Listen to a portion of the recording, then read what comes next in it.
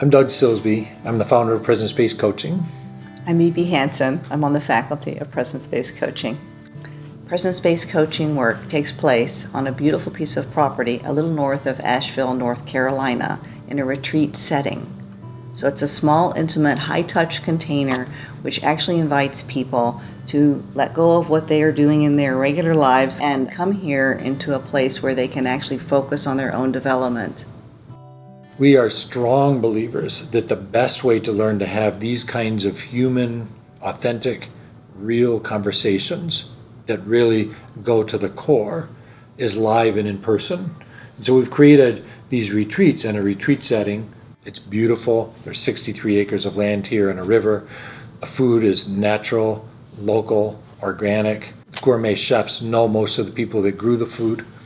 And so all of this is a container that supports the kind of consciousness and mindfulness and presence that we think is essential to these kinds of conversations. The presence-based coaching model resonated with me because I find that a lot of people in the world aren't very presence-based because the technology, how fast-paced we live, so many distractions in the world, that really being present is it's a science. It's a way to be. It's very impactful when you are 100% there for somebody else. People feel it. The course of study consists of 3 courses, a 2-part course that's a 3-day retreat and a 4-day retreat, a virtual course, which B.B. Hansen runs, called Mentor Coaching, and then an advanced certification course, which we run 1 time a year, which consists of a 4-day retreat in October, another 4-day retreat in April, and a robust structure of learning in between. Each piece of the course of study builds on what came before it. The first retreat, for example, focuses on a core architecture of questioning, coupled with working on the presence of the coach, recognizing our own habits, our own predispositions and attachments in coaches, so that we can show up present and neutral and resourceful for our clients. In the second retreat, the second part of that course, we elaborate on that by including the presence of the client in the work. We extend our own qualities of presence in the relational field to the client, but we also make coaching moves that invite client into their own present moment awareness. By the end of the second retreat, people have a core understanding of what it takes to have an authentic, intimate, powerful coaching conversation. After the presence-based coaching 1 and 2, our students have the complete model of presence-based coaching. From there, we offer a virtual course which I teach, and I have a group of mentor coaches that also teach with me. And we, over a 3-month period, which is aligned with ICF rules, we offer a skill building opportunity. So you're taking the competency model from the presence-based coaching methodology and actually applying it over time with feedback from mentor coaches and from peers so that you deepen your skills in presence-based coaching. So the 3 of those, PBC1, PBC2, and mentor coaching, are the core of our course of study.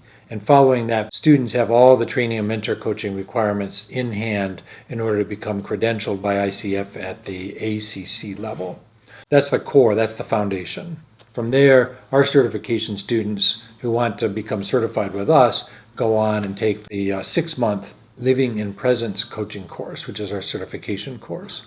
That's a beautiful course that is a container over a 6-month period. So the students declare a commitment for themselves and they work with their peers. It's a small class, 15 max, and they work in pods with each other to really develop both their competencies in coaching, to deepen and broaden their competencies, and also to work on a commitment that's important to them. So there's a lot of transformation in that container.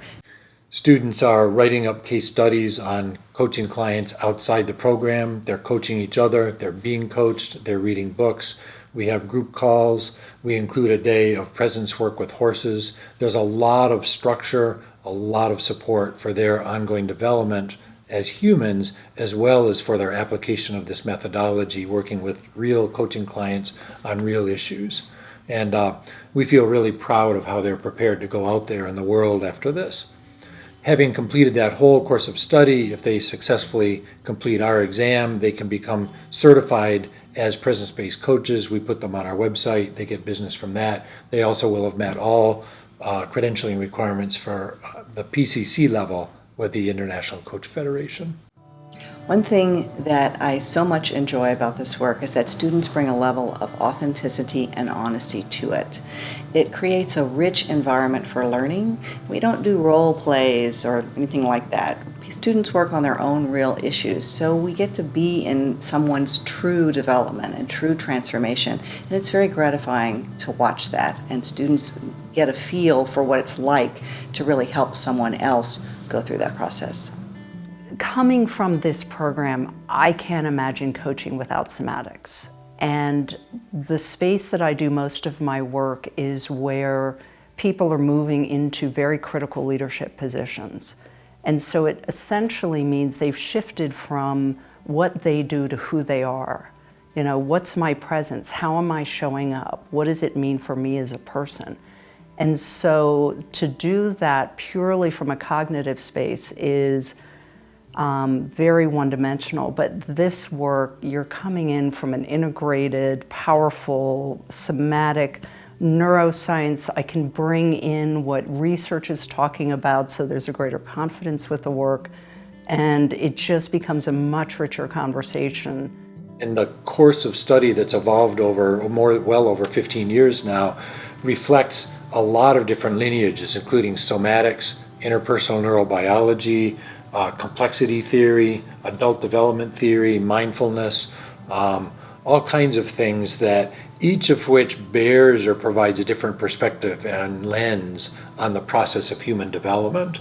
And the thing that's exciting to me about this work is that it's integrative, it's evolving, it's changing. It's not the same as it was 6 months ago or 5 years ago or 15 years ago. And it will never be complete.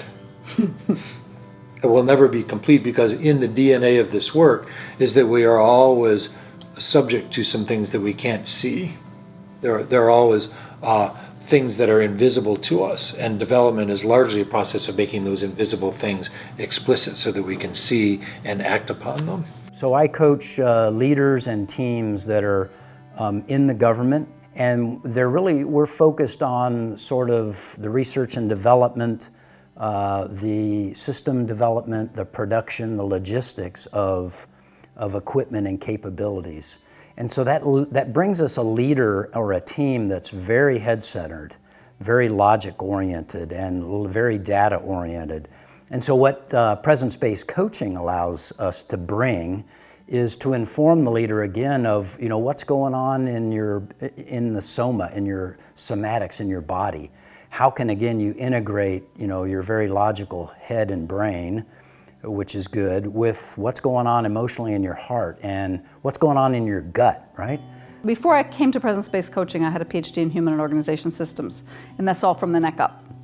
And then I came to presence-based coaching, and I feel like I acquired the self to go with that, right? And of course you don't acquire the self, you unearth what's in there, but this program let me unearth the potential to be in the world in a way that can catalyze positive change, as opposed to just trying to figure it out and turn dials.